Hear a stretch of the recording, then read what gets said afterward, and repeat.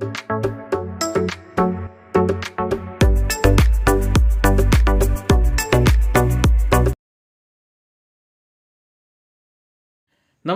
ഏവർക്കും study Nifty മലയാളത്തിന്റെ daily market ന്യൂസിലേക്ക് സ്വാഗതം. ഇന്ന് ഓഗസ്റ്റ് 22 വ്യാഴാഴ്ചയാണ്. ആദ്യം ഗ്ലോബൽ മാർക്കറ്റുകളിൽ നിന്ന് ആരംഭിക്കാം. ഇന്നലെ ജൂലൈ മാസത്തെ ഫെഡറൽ മീറ്റിംഗ് മിനിറ്റ്സ് പുറത്തു വന്നിരുന്നു.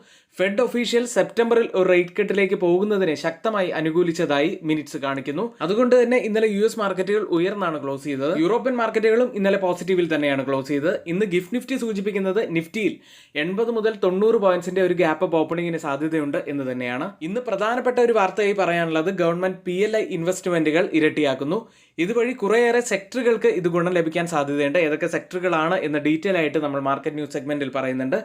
വീഡിയോ അവസാനം വരെയും കാണുക. മാത്രമല്ല, ഇ-കൊമേഴ്സ് ബൂം അഭിമാനമല്ല ഉത്കണ്ഠയാണ് എന്ന് വാണിജ്യമന്ത്രി പീയൂഷ് ഗോയൽ അറിയിച്ചിരിക്കുന്നു. ഈ ഒരു വാർത്ത FMCG സെക്ടറിനെ ഇന്ന് ബാധിക്കുമോ എന്ന് നമുക്ക് കാത്തിരുന്ന് തന്നെ കാണാം. വീഡിയോ ആരെങ്കിലും ലൈക്ക് ചെയ്യാൻ വിട്ടുപോയിട്ടുണ്ടെങ്കിൽ ദയവ് ചെയ്ത് വീഡിയോ ഒന്ന് ലൈക്ക് ചെയ്യുക. മാത്രമല്ല, ചാനൽ സബ്സ്ക്രൈബ് ചെയ്യാത്തവർ ദയവ് ചെയ്ത് ചാനൽ ഒന്ന് സബ്സ്ക്രൈബ് ചെയ്യുക.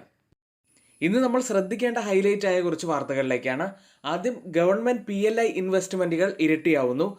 ഏതൊക്കെ സെക്ടറുകൾക്കാണ് ഈ പുതിയ തീരുമാനത്തിന്റെ ഗുണം ലഭിക്കുക എന്നും ഏതൊക്കെ കമ്പനികളാണ് ഫോക്കസിൽ ഉണ്ടായിരിക്കുക എന്നും നോക്കാം. 2024 സാമ്പത്തിക വർഷത്തിലെ 6800 കോടി രൂപയിൽ നിന്ന് 2025 സാമ്പത്തിക വർഷത്തിൽ PLI വിതരണങ്ങൾ ഏകദേശം 15,000 കോടി രൂപയായി സർക്കാർ ഇരട്ടിയാക്കിയേക്കും.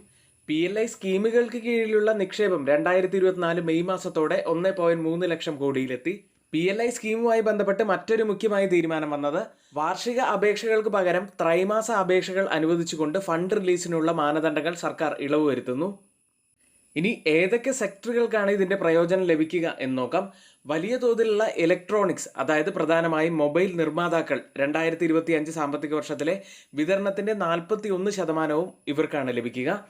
ടെലികോം നെറ്റ്വർക്ക് ഉൽപ്പന്നങ്ങൾക്ക് 23% ലഭിക്കും. ഫാർമ സ്ഥാപനങ്ങൾക്ക് 13% ലഭിക്കും. ഓട്ടോമൊബൈൽ, അഡ്വാൻസ് കെമിസ്ട്രി സെല്ലുകൾ, ടെക്സ്റ്റൈൽസ്, സ്പെഷ്യാലിറ്റി സ്റ്റീൽ തുടങ്ങിയ പുതിയ മേഖലകളിൽ ഫിനാൻഷ്യൽ ഇയർ 2025 ആദ്യമായി ഇൻവെസ്റ്റ്മെന്റുകൾ ലഭിക്കും എന്ന് ഈ റിപ്പോർട്ട് പറയുന്നു. ഈ ഒരു വാർത്തയുമായി ബന്ധപ്പെട്ട കമ്പനികളുടെ പേര് നോക്കുകയാണെങ്കിൽ ലാർജ് സ്കെയിൽ ഇലക്ട്രോണിക്സ് മാനുഫാക്ചറിംഗ് കമ്പനികൾ, അതായത് ഡിക്സോൺ ടെക്നോളജീസ്, ലാവ ഇന്റർനാഷണൽ, സാംസങ് തുടങ്ങിയ കമ്പനികൾക്ക് പോസിറ്റീവ് ആവാൻ സാധ്യതയുണ്ട്. ടെലികോം ആൻഡ് നെറ്റ്വർക്കിംഗ് പ്രൊഡക്ട്സ് അത് നിർമ്മിക്കുന്ന കമ്പനികൾ Tejas network, Sterlite technologies, HFCL, Bharti Airtel, Reliance Jio തുടങ്ങിയ കമ്പനികൾ, ഫാർമ സെക്ടറിലുള്ള കമ്പനികൾ, ഓട്ടോമൊബൈൽ ആൻഡ് ഓട്ടോ കോമ്പണൻസിൻ്റെ കമ്പനികൾ, ഇതിനൊക്കെ ഗുണം ലഭിക്കാനുള്ള സാധ്യതയാണ് ഈ വാർത്തയിലൂടെ കാണുന്നത്. മറ്റൊരു വാർത്തയിലേക്ക്. ഇന്ത്യയിലെ വാണിജ്യ വ്യവസായ മന്ത്രി പീയൂഷ് ഗോയൽ രാജ്യത്തെ ഇ-കൊമേഴ്സിന്റെ ദ്രുതഗതിയിലുള്ള വളർച്ചയിൽ ആശങ്ക പ്രകടിപ്പിച്ചു. ഇത് ഒരു സാമൂഹിക തകർച്ചയിലേക്ക് വഴിവെക്കും എന്നും അദ്ദേഹം ആശങ്കപ്പെടുന്നു. അദ്ദേഹം പ്രധാനമായും ചൂണ്ടിക്കാട്ടുന്നത് ഇത് സാമൂഹിക പ്രവർത്തനങ്ങൾ കുറയ്ക്കുന്ന ഒരു സമൂഹത്തിലേക്ക് നയിക്കുമെന്ന് അദ്ദേഹം മുന്നറിയിപ്പ് നൽകുന്നു. ഇ-കൊമേഴ്സ് വിപണി വൻതോതിലാണ് വികസിച്ചുകൊണ്ടിരിക്കുന്നത്. അതുകൊണ്ട് തന്നെ ഇത് ഇന്ത്യയിലെ 100 ദശലക്ഷം ചെറുകിട റീറ്റെയിലർമാർക്കുള്ള അപകട സാധ്യത ഗോയൽ എടുത്തു കാണിക്കുന്നു. ഇതുകൂടാതെ മറ്റൊരു പ്രധാന പ്രശ്നമായി കാണുന്നത് ഇന്ത്യയിലെ FDI ഒഴുക്കിൽ ഇടിവ് രേഖപ്പെടുത്തിയിരിക്കുന്നു. ഫിനാൻഷ്യൽ ഇയർ 2024 3.5% ഇടിവ്, അതായത് $44.42 ബില്യൺ എത്തി നിൽക്കുന്നത്. ഇത് 5 വർഷത്തിനിടയിലെ ഏറ്റവും താഴ്ന്ന നിരക്കുമാണ്. ഏതായാലും ഇ-കൊമേഴ്സ് മേഖലയിൽ ഒരു നിയന്ത്രണം വന്നു കഴിഞ്ഞാൽ അത് ആമസോൺ, ഫ്ലിപ്കാർട്ട് പോലുള്ള കമ്പനികളിൽ ബാധിക്കാനുള്ള സാധ്യത വളരെ കൂടുതലാണ്. ഏതായാലും ഈ വാർത്തയുമായി ബന്ധപ്പെട്ട് ഇന്ന് FMCG സെക്ടർ ഫോക്കസിൽ ഉണ്ടാവാനുള്ള സാധ്യതയുണ്ട്. ഇവിടെ പറഞ്ഞ കമ്പനികളുടെയോ സെക്ടറുകളുടെ പേര് ഒന്നും തന്നെ ഒരു റെക്കമെൻഡേഷൻ അല്ല, നിങ്ങളുടെ എഡ്യൂക്കേഷൻ പർപ്പസിന് വേണ്ടി മാത്രമാണ് അതിവിടെ ഷെയർ ചെയ്യുന്നത്. ഇന്ന് നമ്മൾ ശ്രദ്ധിക്കേണ്ട പ്രധാനപ്പെട്ട കുറച്ച് സ്റ്റോക്ക് ന്യൂസുകൾ നോക്കാം. ആദ്യം NMDC സ്റ്റീലാണ്. സംസ്ഥാന ഉടമസ്ഥതയിലുള്ള NMDC സ്റ്റീൽ ഒരു വർഷത്തിനുള്ളിൽ ഛത്തീസ്ഗഡിലെ നഗർനാറിലെ പ്ലാന്റിൽ 1 ദശലക്ഷം ടൺ ഹോട്ട് റോൾഡ് കോയിൻ ഉൽപ്പാദിപ്പിക്കുന്നതായി കമ്പനി അറിയിച്ചു. ഇത് കമ്പനിയെ സംബന്ധിച്ച് ഒരു നിർണായകമായ അച്ചീവ്മെന്റ് തന്നെയാണ്. മറ്റൊരു കമ്പനി സൊമാറ്റോയാണ്. ഫുഡ് ഡെലിവറി ബിസിനസ്സിലുള്ള പേടിഎമ്മിന്റെ വിനോദ ടിക്കറ്റിംഗ് ബിസിനസ് 2048 കോടി രൂപയ്ക്ക് കമ്പനി ഏറ്റെടുക്കും. അടുത്തതായി പേടിഎം. പുതുക്കിയ പ്രതിഫല ഘടനയ്ക്ക് കീഴിൽ അതിന്റെ ഡയറക്ടർ ബോർഡ് കുറഞ്ഞ ശമ്പളം തിരഞ്ഞെടുത്തതായി പേടിഎം അറിയിച്ചു. അടുത്തത് സെൻ ടെക്നോളജീസ് ആണ്. കമ്പനി ഓഗസ്റ്റ് 21 QIP ആരംഭിച്ചു. ഒരു ഷെയർ 1 ഫ്ലോർ പ്രൈസ് ആയി നിശ്ചയിച്ചിരിക്കുന്ന 1685.18 രൂപയാണ്. QIP ഇഷ്യൂ സൈസ് 800 കോടി രൂപയും. അടുത്തത് പാരാസ് ഡിഫൻസ് ആണ്. മഹാരാഷ്ട്രയിലെ നവി മുംബൈയിൽ ഫാക്ടറി തുറക്കാൻ കമ്പനിക്ക് അനുമതി ലഭിച്ചു. അതിർത്തി നിരീക്ഷിക്കുന്നത് പോലുള്ള സുരക്ഷാ ആവശ്യങ്ങൾക്കായിട്ടാണ് ഉപകരണങ്ങൾ അവിടെ നിർമ്മിക്കുക. മറ്റൊരു കമ്പനി IREDA ആണ്. 4500 കോടി രൂപ സമാഹരിക്കുന്നതിന് അത് പരിഗണിക്കുന്നതിനായി ഡയറക്ടർ ബോർഡ് ഓഗസ്റ്റ് 29 യോഗം ചെയ്യും. മറ്റൊരു കമ്പനി കല്യാൺ ജ്വല്ലേഴ്സ് ആണ്. പ്രൊമോട്ടർ അതിന്റെ 2.36% ഓഹരികൾ വാങ്ങുന്നു എന്നൊരു വാർത്ത. പ്രൊമോട്ടർ ഓഹരി വാങ്ങുന്നത് വളരെ പോസിറ്റീവ് ആയിട്ടുള്ള ഒരു കാര്യം തന്നെയാണ്. ഇന്ന് F&O സെഗ്മെന്റിൽ ബാനായ സ്റ്റോക്കുകൾ Aarti industries, Aditya Birla fashion and retail, Balrampur Chini mills, Birla soft, GNFC, granules India, Hindustan copper, India cements, LIC housing finance, Nalco, Piramal enterprises, sun TV network തുടങ്ങിയവയാണ്. ഇന്നത്തെ ഏറ്റവും പ്രധാനപ്പെട്ട കുറച്ച് വാർത്തകളാണ് നമ്മളിവിടെ ഷെയർ ചെയ്തിരിക്കുന്നത്. ചില ദിവസങ്ങളിൽ നമുക്ക് നമ്മുടെ ലൈവ് കണ്ടക്ട് ചെയ്യാൻ സാധിക്കാറില്ല. അത്തരത്തിലുള്ള ദിവസങ്ങളിൽ സ്റ്റുഡൻസിന് നമ്മുടെ എഡ്യൂക്കേഷൻ വ്യൂസ് ലഭിക്കണമെന്നുണ്ടെങ്കിൽ തൊട്ടുമുകളിൽ ഇവിടെ നമ്മളൊരു വാട്സപ്പ് നമ്പർ നൽകിയിട്ടുണ്ട്. ആ നമ്പറിൽ മെസ്സേജ് അയച്ചതിന് ശേഷം നിങ്ങൾക്ക് ഞങ്ങളുടെ എഡ്യൂക്കേഷൻ ടെലഗ്രാം ചാനലിൽ ജോയിൻ ചെയ്യാവുന്നതാണ്. രാവിലെ 9 മണി മുതൽ തന്നെ നമ്മൾ ഷെയർ ചെയ്യുന്ന എല്ലാ എഡ്യൂക്കേഷൻ വ്യൂസും നിങ്ങൾക്ക് ലഭിക്കുന്നതുമാണ്. ഇന്നലത്തെ മാർക്കറ്റ് ഹൈലൈറ്റ്സിലേക്ക്. നിഫ്റ്റി ബാങ്കിന്റെ അവസാന ഹവർ റിക്കവറിയിൽ നിഫ്റ്റി നേട്ടത്തിൽ ക്ലോസ് ചെയ്തു. ഡേ ലോയിൽ നിന്ന് ബാങ്ക് നിഫ്റ്റി 300 പോയിന്റ്സ് ആണ് ഉയർന്നത്. FMCG സ്റ്റോക്കുകളിൽ ഒരു ബൈയും കണ്ടു. ITC, HUL എന്നിവ ഉയർന്നു. ടൈറ്റൻ 3% ഉയർന്ന് 2 മാസത്തെ ഏറ്റവും ഉയർന്ന നിലയിലെത്തി. ഇൻഷുറൻസ് സ്റ്റോക്കുകൾ തുടർച്ചയായ മൂന്നാമത്തെ ദിവസവും പോസിറ്റീവിൽ ക്ലോസ് ചെയ്തു.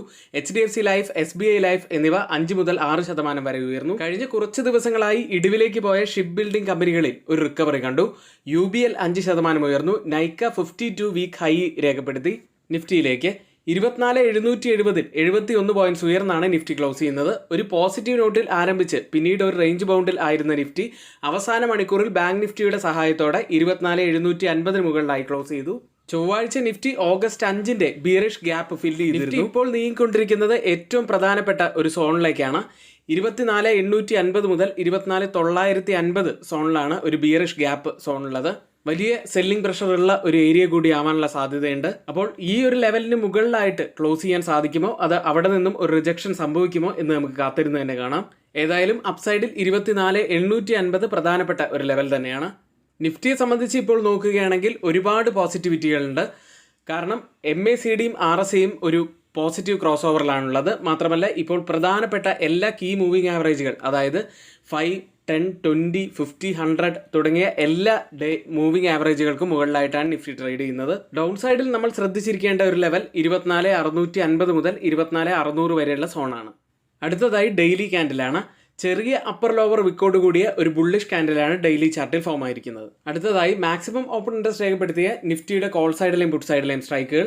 ആദ്യം 25,000 കൂടുതൽ ഓപ്പൺ ഇൻട്രസ്റ്റ് രേഖപ്പെടുത്തിയിരിക്കുന്ന ആദ്യത്തെ സ്ട്രൈക്ക് ഉള്ളത്. അതിനുശേഷം 25,500 സ്ട്രൈക്കിലും അതിനുശേഷം 24,800 സ്ട്രൈക്കിലുമാണ്. പുട്ട് സൈഡിൽ കൂടുതൽ ഓപ്പൺ ഇൻട്രസ്റ്റ് രേഖപ്പെടുത്തിയിരിക്കുന്ന ആദ്യത്തെ സ്ട്രൈക്ക് 24,500 ആണ്. അതിനുശേഷം 24,700 സ്ട്രൈക്കും അതിനുശേഷം 24,300 സ്ട്രൈക്കിലുമാണ്.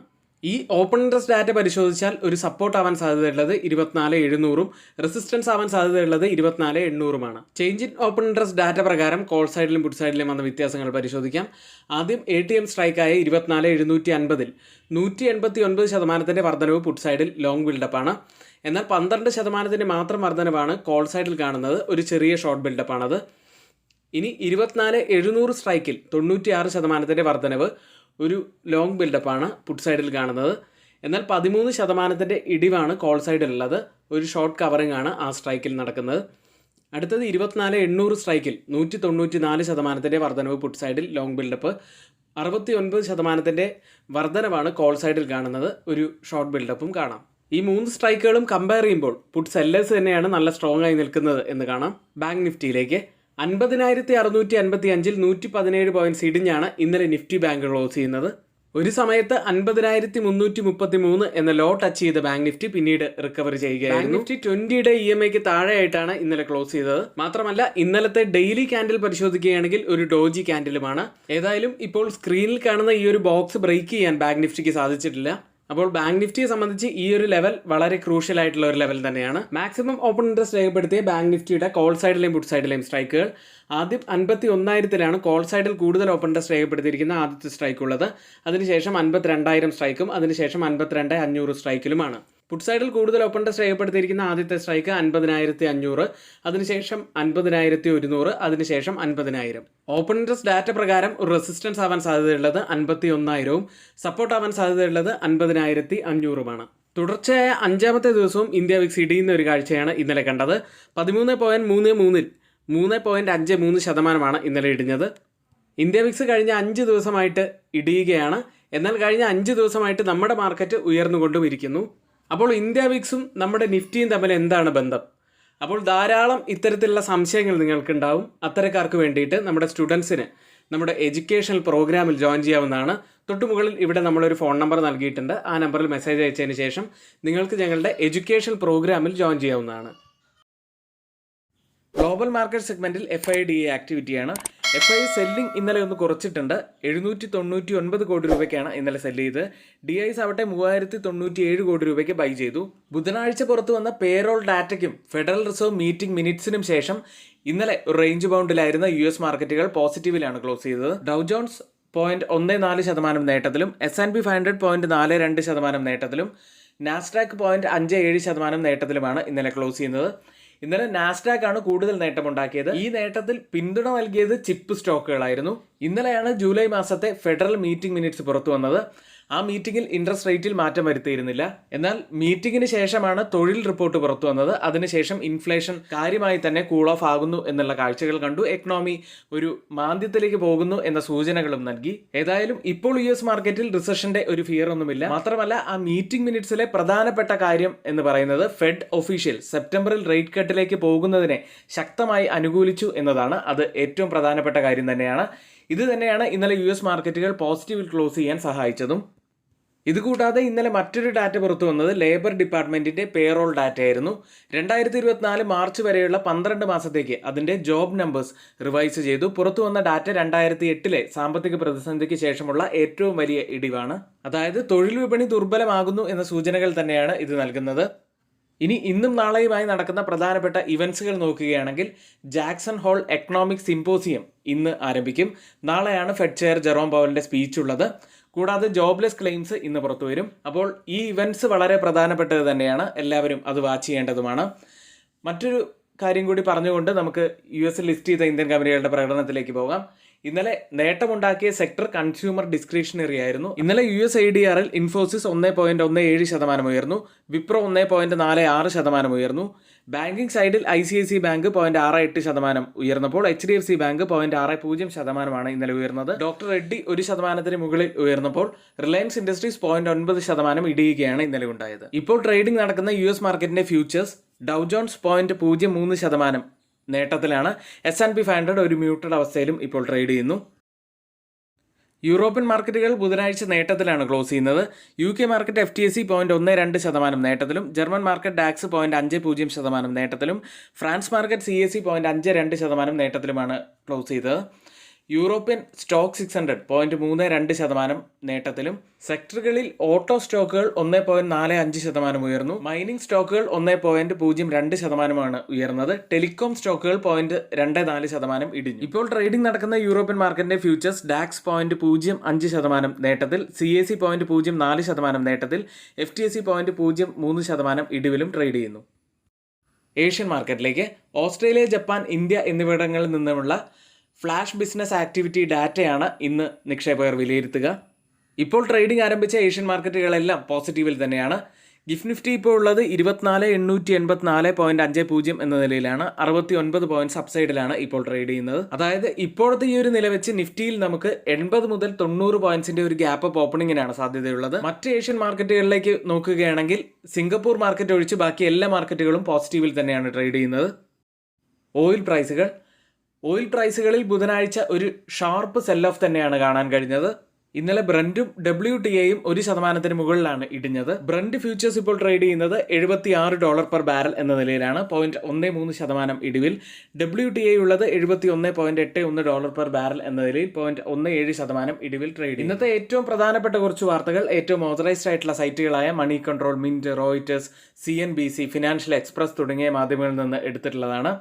മറ്റുള്ളവയെല്ലാം ഇവിടെ പറഞ്ഞ കാര്യങ്ങൾ നമ്മുടെ വ്യൂസ് ആണ്. ഒരിക്കലും അത് റെക്കമെൻഡേഷൻ ആയിട്ട് ആരും തന്നെ എടുക്കരുത്. എങ്കിൽ ഇന്നത്തെ വീഡിയോ ഇവിടെ പൂർത്തിയാവുന്നു. ഏവർക്കും നന്ദി.